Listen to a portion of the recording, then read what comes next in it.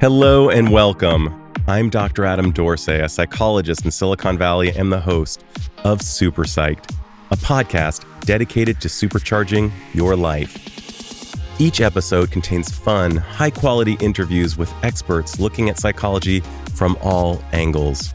Super Psyched is your tool to get more of what you want in your life and less of what you don't. Love is a funny word. To be sure, it's a word that has been used a lot on this podcast, particularly as it relates to our love of people. These people could be a romantic partner, a family member, a friend, or another meaningful interpersonal relation. But what about our love of things? We might love our houses, our phones, certain types of food, a brand, or a kajillion other things, both tangible and intangible.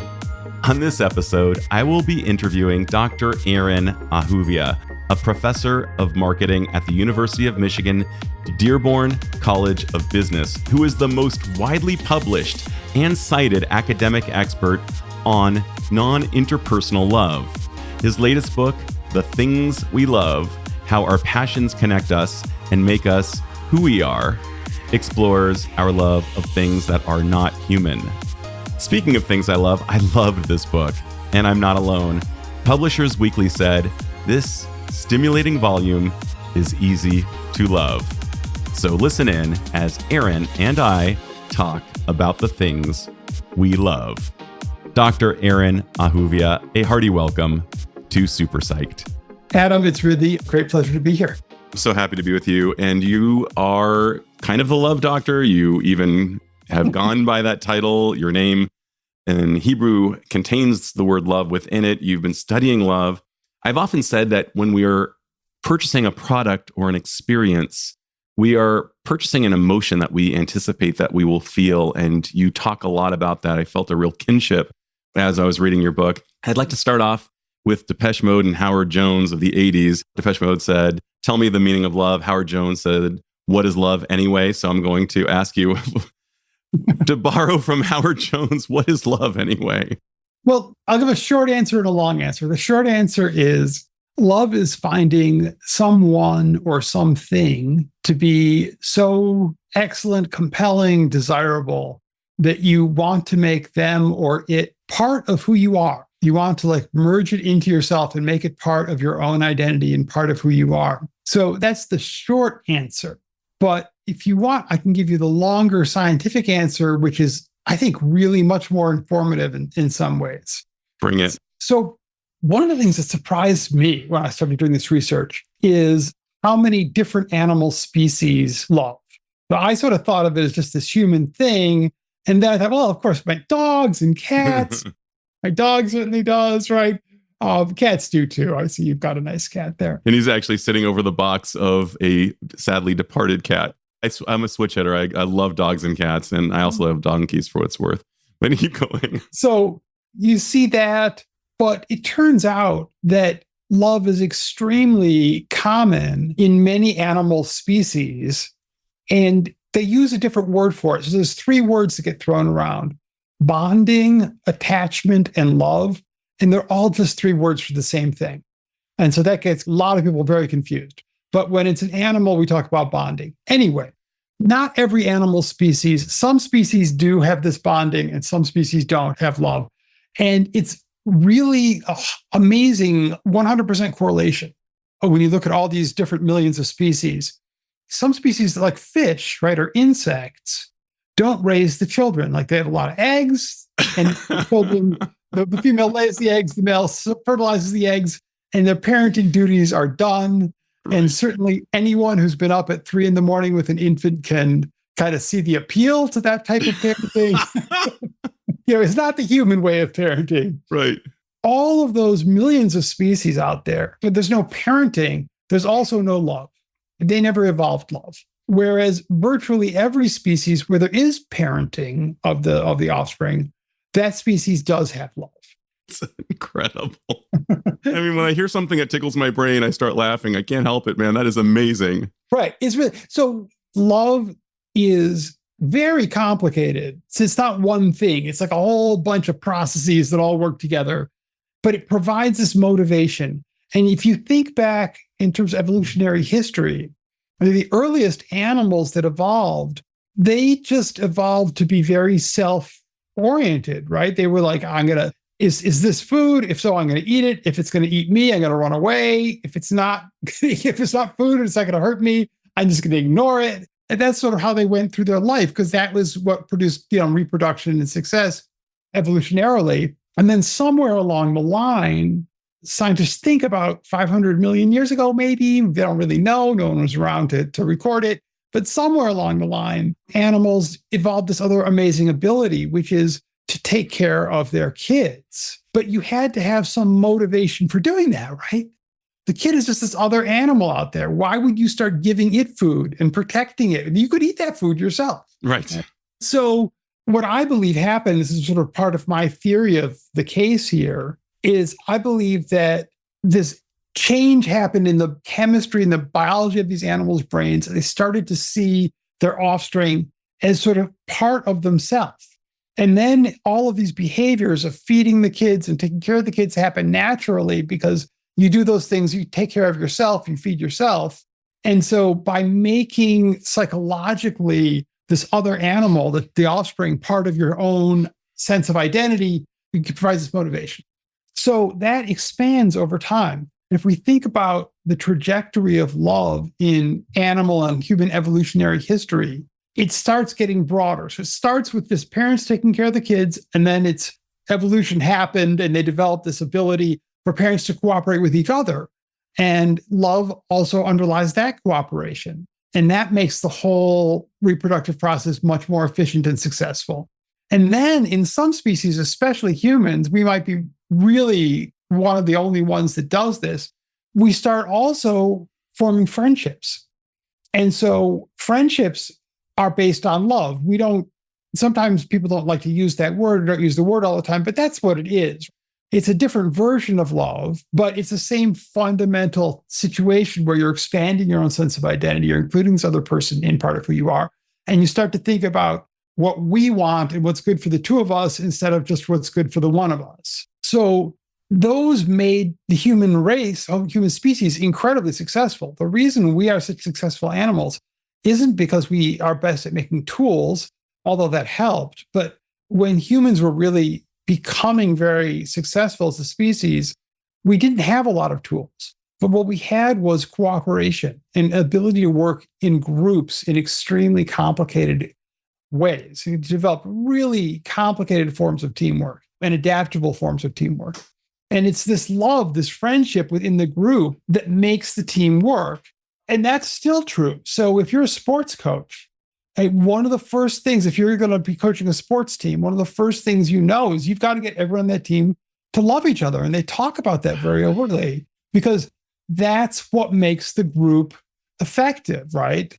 Is that there's this sense of shared love within the group. So it starts off like hundreds of millions of years ago. It's like just the parents to the kids, then parents to each other, and then larger in the group. And then in humans, it expands again. And then we get this crazy ability of things. We love our phones. We love our cars sometimes. We love activities that people love to do. I love cooking. I love music. I love mountain biking. And we love stuff that we associate with these activities. So I love my mountain bike or my stereo because they help me listen to music or go biking. And so we've really just expanded this thing in this huge way. And what that does for us that's kind of nice is it lets us live a life that contains a lot more love. It's not just love for ourselves, but now our family and our friends and our physical environment, our house and the way we spend our time can all be permeated by this amazing experience. I love that so much, what you're saying, no pun intended. And it seems as though it evolved to help us cooperate, to help us survive. It actually gave us the best chances. I saw something relating to game theory where there were experiments that showed that people who didn't compete but instead cooperated had a much better chance of getting better results. And that old African proverb of if you want to go fast, go alone. If you want to go far, go together.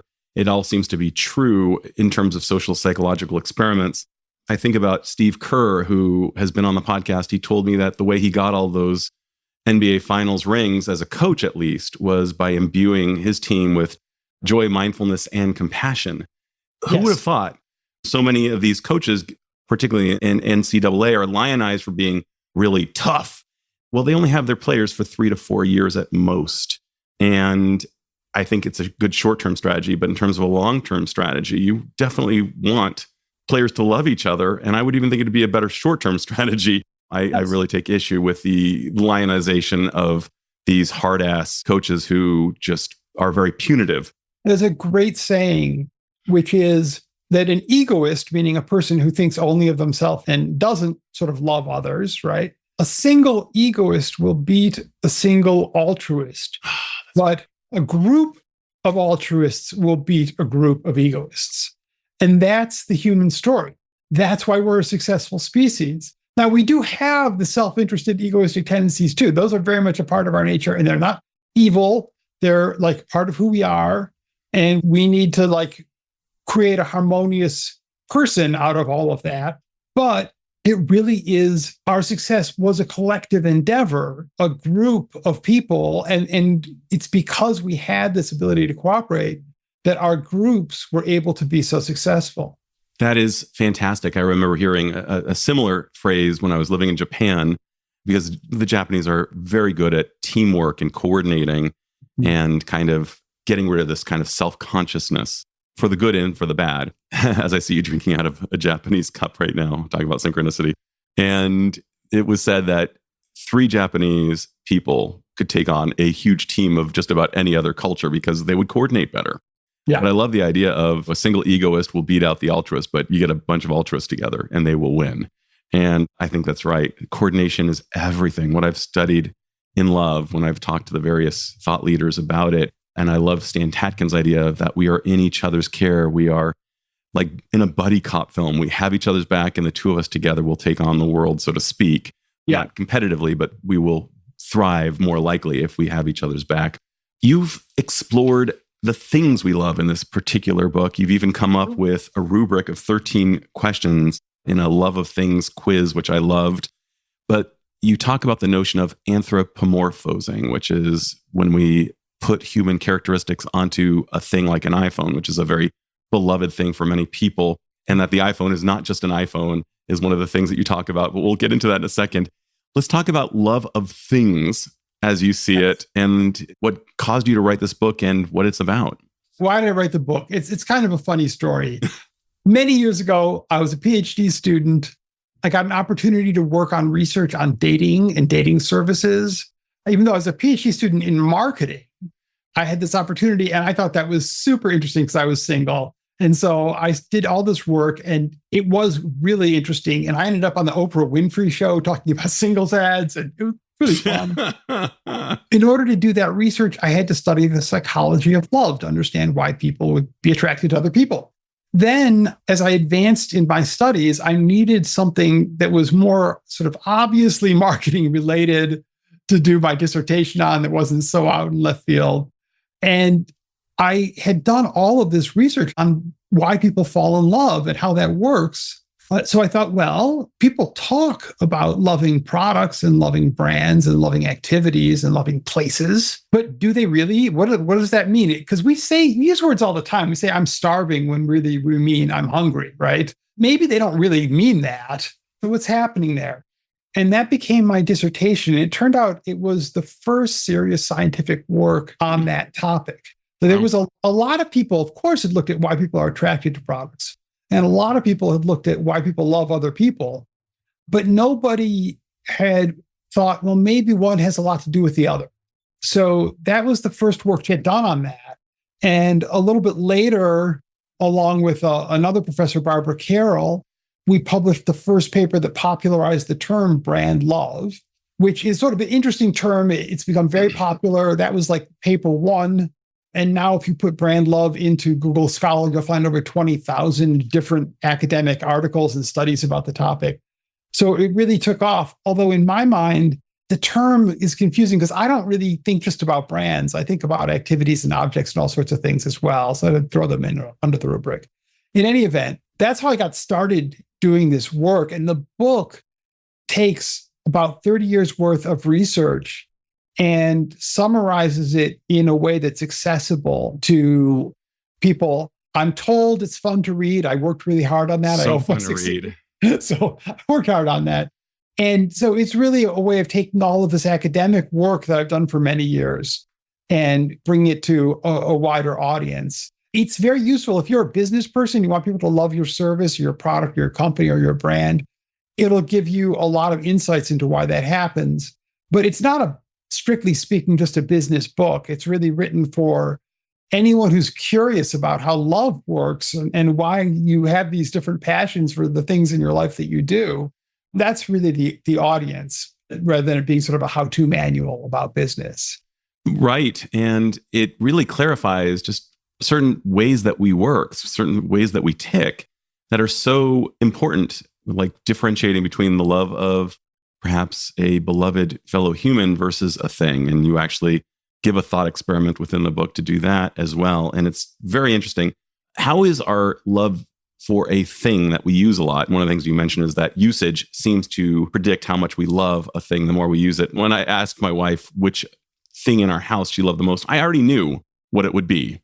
And it was the Vitamix. She uses that thing more than anything else. Mm-hmm. And usage seems to predict the degree to which we love a thing. But can you differentiate between human love and our tendency to love a thing? Yeah. So fortunately, in all but weird cases, our love for people is a lot stronger than our love for things. And it usually has more of an altruistic component than our love for things does. Although our love for things has a little bit of an altruistic component, our love for people is much more altruistic. And that all makes sense. One of the things that they have in common is they're both very much related to identity. So when we love a person, that changes how we see ourselves. They become part of our identity. And we love a thing, it also very much becomes part of our identity and part of who we are. And that's one of the reasons that if you use something very often, if it's a positive experience, that frequency, like your wife in the Vitamix, it just becomes more part of your identity because you're in contact with it that much more. It's like more central to your life. And so that's a part of that. So there are, of course, differences, but there's a lot of similarities. And the similarities are there because in a weird way, you never love a thing. Now, that's going to sound really weird for me to say, having just explained to you why things, but here's what I mean by that. Your brain has different mechanisms, neurological processes, different, like it's actually at a physical level. It's different physical processes that it applies when it thinks about people versus when it thinks about things. And love is reserved for people. Now, we do love things, but when we love things, what's happening is our brain is making them an honorary person. So it's saying, normally this is just a thing, but I'm going to treat it as if it was a person and think about it as if it was a person. And that's one of the reasons that we also tend to love things that, as you said a moment ago, are anthropomorphic. So they look like a person, they sound like a person. Your cell phone, you talk to it, right? So Siri on your iPhone. I was just going there, yes. Yeah. With whom, by the way, I have a very strained relationship. And it's going to get stranger because they just upped the ante and started including a lot of AI programming into Siri. And that's going to make her a much, much better conversational partner. Even before when she really wasn't a very good conversational partner, but you still felt she was a little human because you talked to her and she understood you and she talked back in a human voice. Well, even then, so many people said that they fell in love with Siri, that they say, I love you, Siri, that Apple had to come up with a whole list of things to say back. When someone says, I love you, Siri, there had to be a whole bunch of this whole list of replies that she'll have. My favorite one is, I bet you say that to all the Apple products. But we're going to get much more of that when she becomes more conversational, as is going to happen. Then you're going to really start to see people fall in love. And the reason that that's going to happen is that love is primarily controlled by your unconscious mind. Right. And so your conscious mind knows that Siri is not a person. And your conscious mind sort of intervenes and be like, hold on, guy there. That's not a person. That's a cell phone. But your unconscious mind doesn't work that way. It's like, oh, it talks to me. It's a person. Good enough for me. And your unconscious mind has a lot of control over what you love. And so it's quite likely that people are going to start to find themselves developing these really love-based emotional attachments to things even more than they do already. I mean, they already do it quite a bit. They're going to do it a lot more. That's really interesting. And one of the things you talk about is that sometimes our love for a thing like an iPhone is that it connects us with the people we love, and therefore we come to love it more. I know that this particular computer I'm talking on right now had some issues last week, and I was actually sad that it might actually die because I've had very good experiences. I've used this for virtually all of my podcasts, and it has become something of a Chicago O'Hare Airport in that everything has passed through it that has been podcast related. And I also think about shared experiences. Some people say that they love a sports team, but I remember going to Candlestick Park when I was a boy with my father. We opened the doors and I saw before me this massive green field and a beautiful brown infield. And I took it in and something just registered. I love this place. And it was something I got to share with my father. We became Giants fans together. Similarly, I wasn't into basketball until my kids were born. And I love the Golden State Warriors. Well, do I really? Or do I actually love the experience of being with my sons when I watch this? And last but not least, I remember saying, "Hey, nice ride," to my next door neighbor. And he said, "It's not, because he got a new car." And he said, "Well, it really matters who's riding with you." And that seems very consistent in your book. I know I love my car because I have all these memories of driving my kids around in it and my wife. What are your thoughts on that? Just one anecdote from the book to start off. I always found the idea of a horror movie kind of peculiar. I'm like, why? Being scared is an unpleasant experience. Why would people go out of their way to have that experience? And I asked one guy who was a big fan of horror movies about why he likes them. Why do you like being scared? And his reply is, "Oh, I don't like being scared. I like being scared with my friends." Totally. And of course, because being scared with your friends is this huge bonding experience.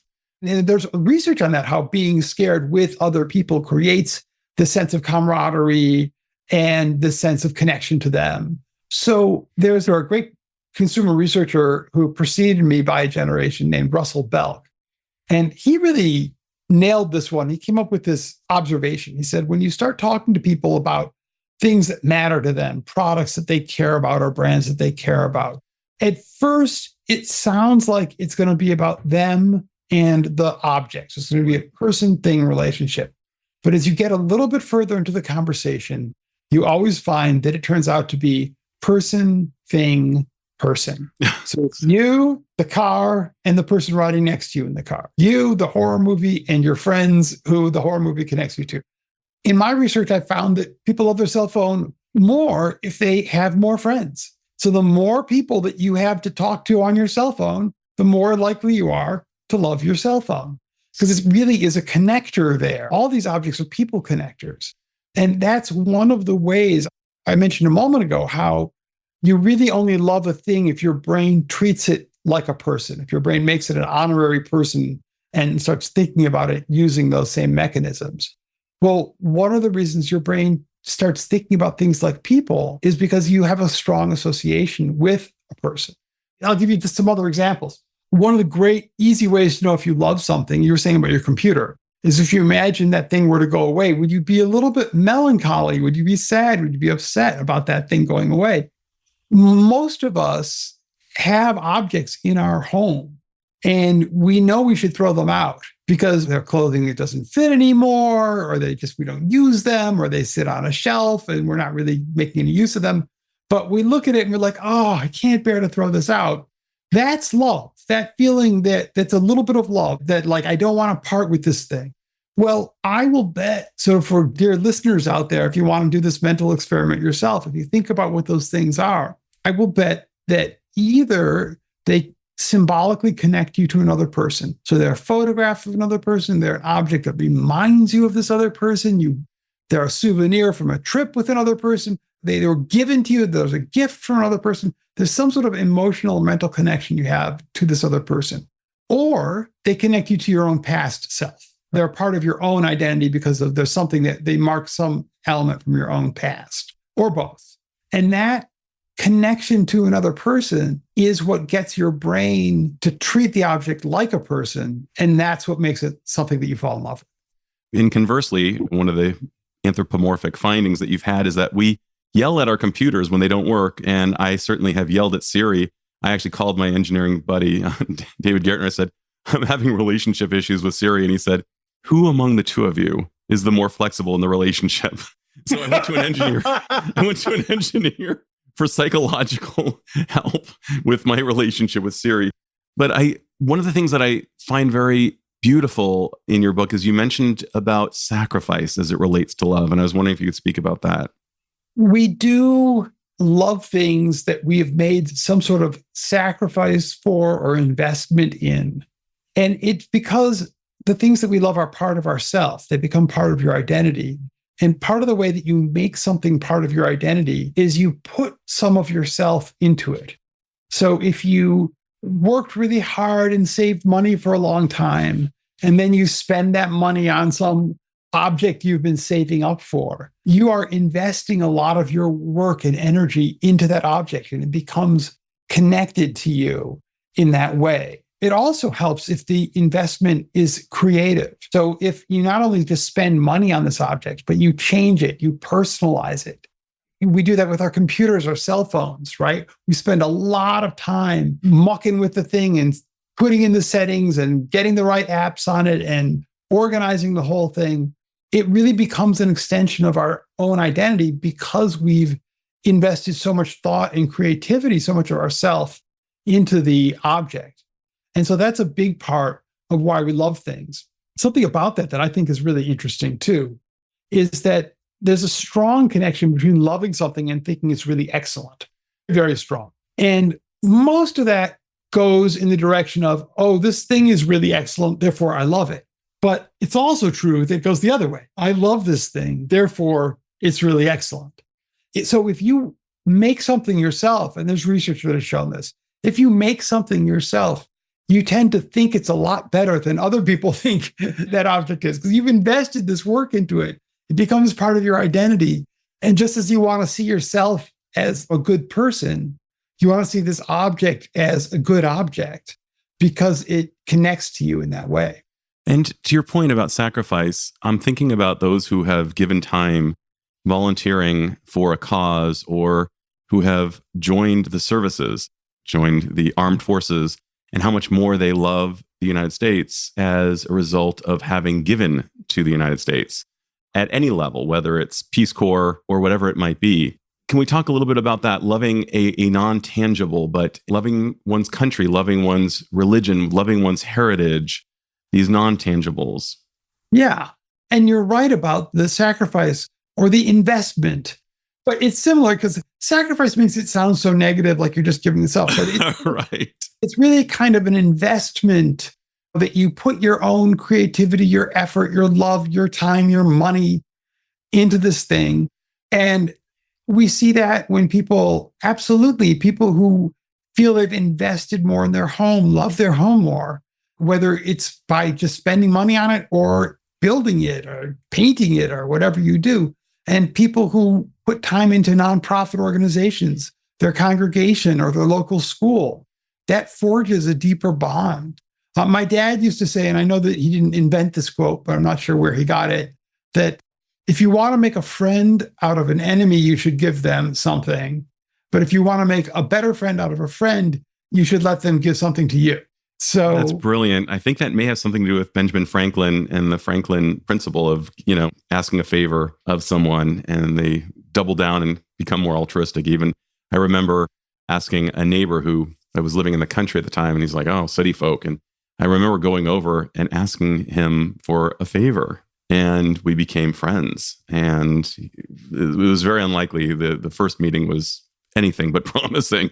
But we became very close, and there does seem to be something to that. I love that idea of... So if you think about this in business terms, it's got to be reciprocated, right? So to follow up that quote with more practical application, right? You go to your neighbor, you ask for a favor, that gets the ball rolling. But if you go back and just ask for another favor, right. That's not going to make a friend out of that person. So what makes the friend out of them is you go and ask for a favor, they give you a favor, And then you thank them in a really meaningful and significant way. You do something nice for them, you give them a gift. And then you've started the chain of reciprocity going. It's like a motor.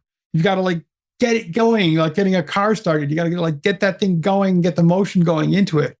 And human relationships are these sort of ongoing series of exchanges. And as we go back to human evolution, why this makes us successful.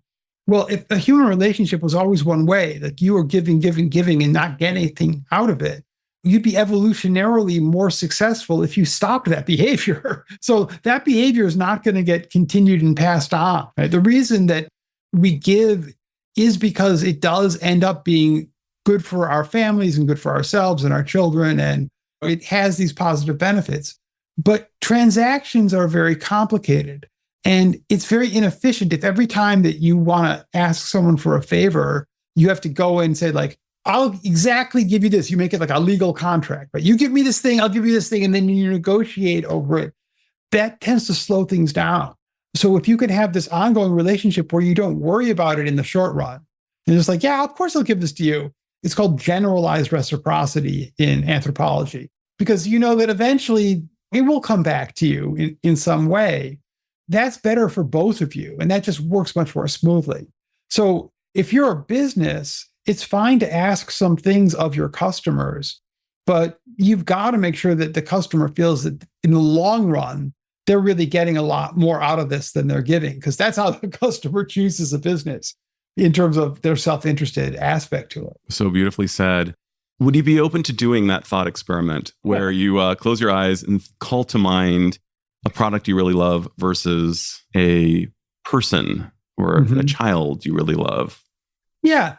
I'll give this to you an easy version of this that people don't need to close their eyes for. Okay. So think about for just a moment all of your life savings, however much that is. That's something that you no doubt value very highly because it's important to you. It can do a lot of good things for you, and that money is very important to you. If I came to you and said, all right, however much money that is, I will trade you that amount plus 20%. So 20% more. Of course, you'd be like, yeah, that's fantastic. Thank you. What's not to like about that? I'll take 20% more. Now think about a typical parent with their child. And the parent really loves their child because their child is so cute and so smart.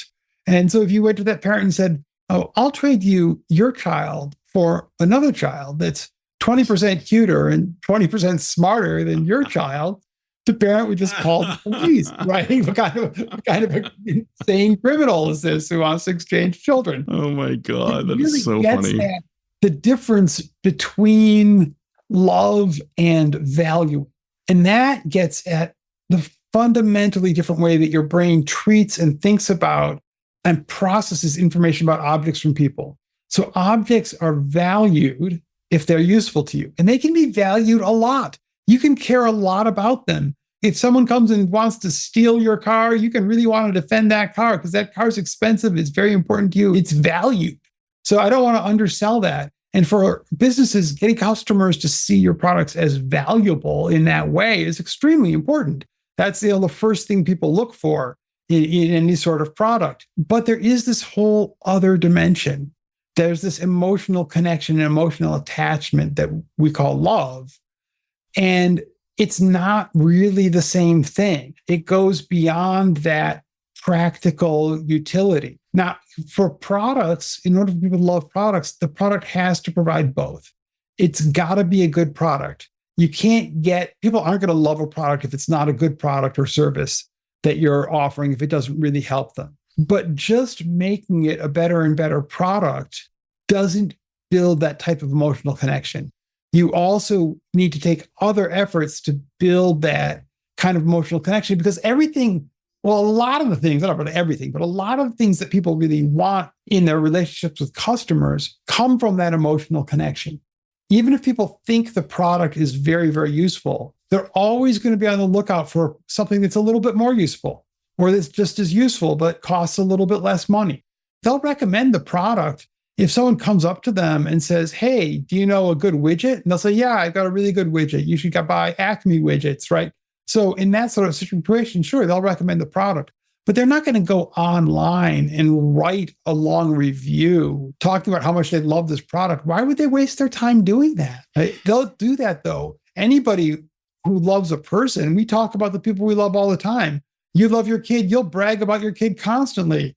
My youngest son, fortunately, he recently got a job. I'm very happy. He graduated college about a month ago, and he was on the job market.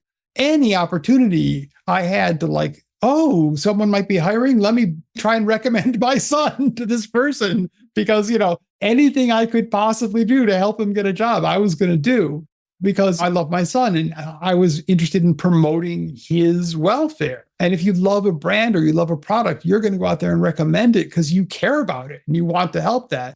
If you just value it because it's useful, why would you do that, right? Why would you waste your time with something like that? And people don't. So if you want to get a lot of word of mouth, if you want people to be willing to pay a price premium, if you want them to defend the brand online and to say good things about it and really be enthusiastic, all of that requires an emotional connection. And that means starting with quality, but moving beyond that. Well, so interesting to hear you speak about that. And I took great delight. It's interesting how we must have a why. Simon Sinek talks about start with why. And he explained how the iPod was perhaps less good than the Zune at the time, but it sold more because the marketers really kind of bought that idea from Tom Ford of this is a lifestyle. This is going to be something that's going to make your life better, and the why, rather than a widget, the what. The what it is. He said why, how, and what.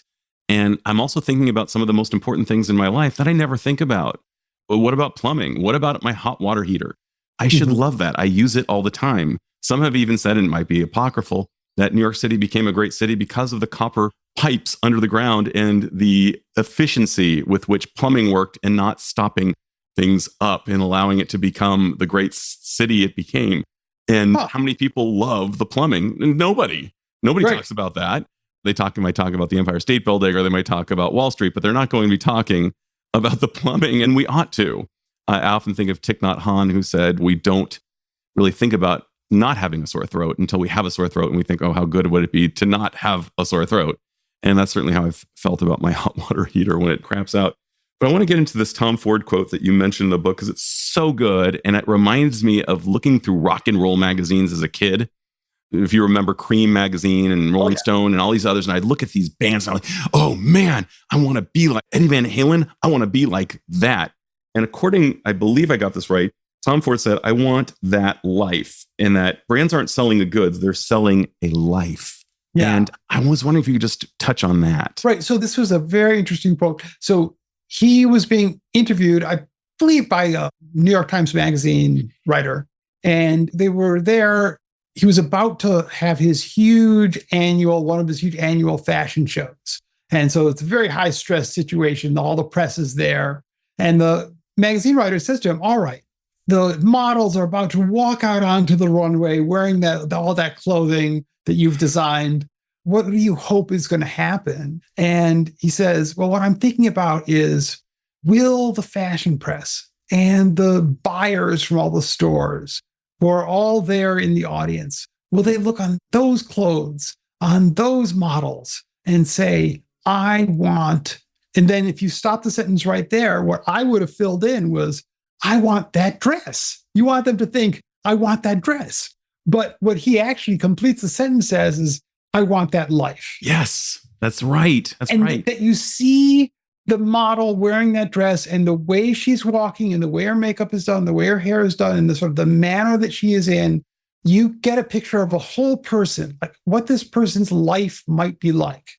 And if you want your life to be that life, then you look at that clothing and you think, oh, that's for me. I mean, when you go shopping for an item of clothing, I mean, we all do this. You go over to the sale rack and there's like all this stuff, like tons of it there. And you start going through really fast. And you're like, no, not for me. And then being like, there's something that you like and you sort of pull it out and you're like, oh, one of the things that you're thinking about is like, is that me? Does that really reflect? For sure. Or the me I want to be. Or who I want to be. And that's an enormous amount of the decision-making process that people make is about, does this match my identity? So if you can get the clothing to match the identity that people want to create, that's really a tremendous driver for our attraction to objects and various types of things. I remember choosing between a black leather jacket and a brown leather jacket, and I made the wrong choice. I chose the brown. And the black was actually the person I wanted to become, kind of more of the cool person rather than the preppy person, so to speak. But I remember going through that question, like, which of these jackets is going to be a part of the image I wish to convey to the world? We're winding down, but you even talk about the grills of cars. Some of them have friendly facial features, and some of them look like Darth Vader or really hostile. And I was wondering if you could just dish out on that for a minute before we get to the last questions. Yeah. So I've been talking about how if people are going to form an emotional connection with something, their brain has to start thinking about that as if it was a person. And there's a number of ways of doing this. One of them we talked about is anthropomorphism. It looks like or it sounds like a person. And auto designers use this all the time. So the headlights, they call the front of the car the face of the car. And they think very much about what kind of a facial expression. The headlights are the eyes, the grille is the mouth. What kind of expression is on that car? Some cars have like fun, friendly, cute sort of expressions on them. But very frequently, these cars have kind of, it looks like a little bit angry, scary, scowling kinds of expressions on them. And that was a little puzzling to me, but it actually does make sense in that people in groups, if you have a meeting, say at your business, and there's the big bosses at the meeting and a whole bunch of the person's subordinates are at the meeting, you may notice that the subordinates are all smiling, right? Because the smile is like, I want to please you, boss. And the boss, if anyone in that room is frowning and angry, it's the boss who is frowning and angry. So we associate that kind of frowning, scowling face with power and authority.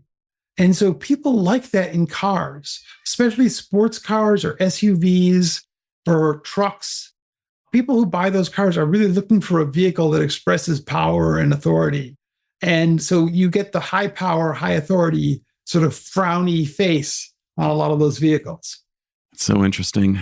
And the final question is this, and it's a magical question. But if you could confer upon all humanity one insight or skill that would dramatically improve the lives of the individual and perhaps by extension society at large, since we are all connected, what would that insight or skill be? And how do you imagine it would improve the life of the individual as well as perhaps society at large? I'm curious how many of your guests give the same answer that I do.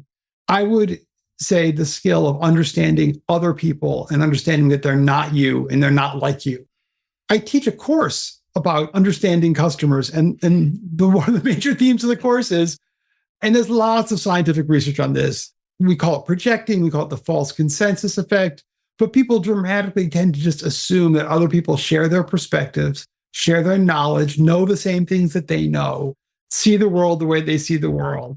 And it's really not true. It takes a lot of listening and a very proactive kind of open-minded listening where you start off with the assumption that I don't know who this person is. I don't know what they think. I don't know what they believe.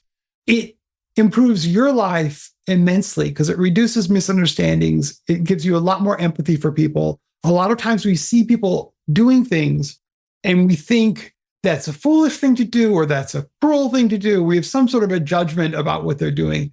And very frequently, we don't understand how they see the world, how what they're doing makes sense to them or what they're feeling at that moment.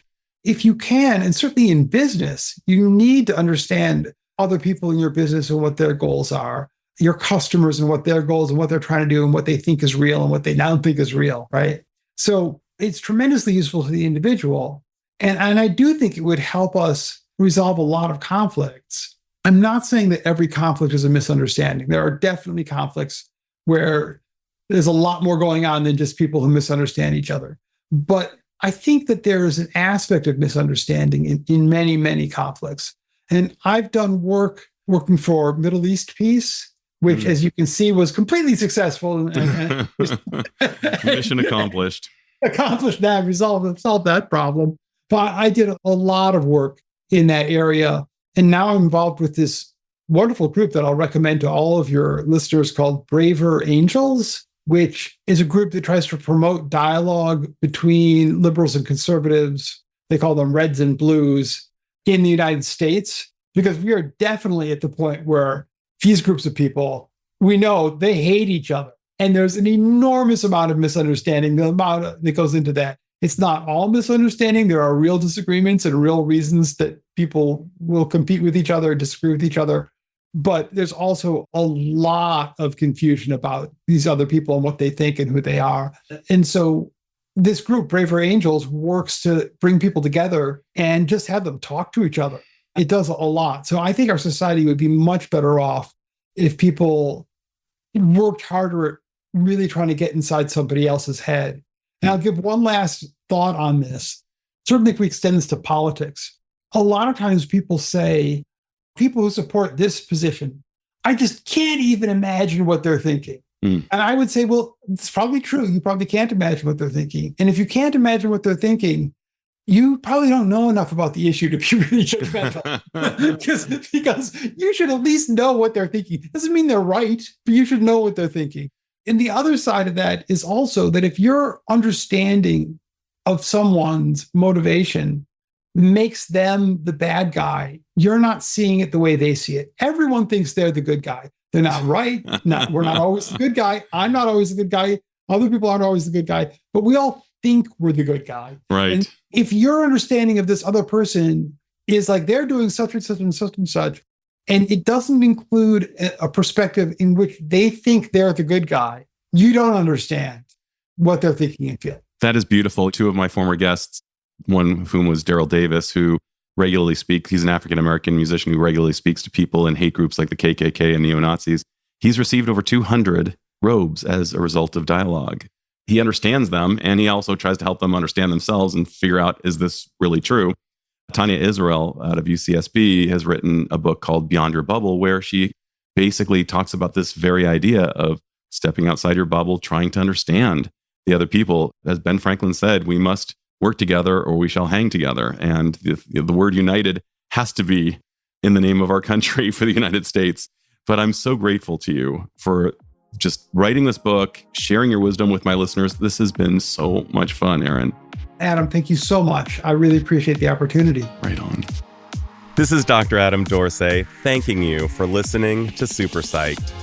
If you know anyone who might like it or who might benefit from listening, share it. And if you like the episode, please hit subscribe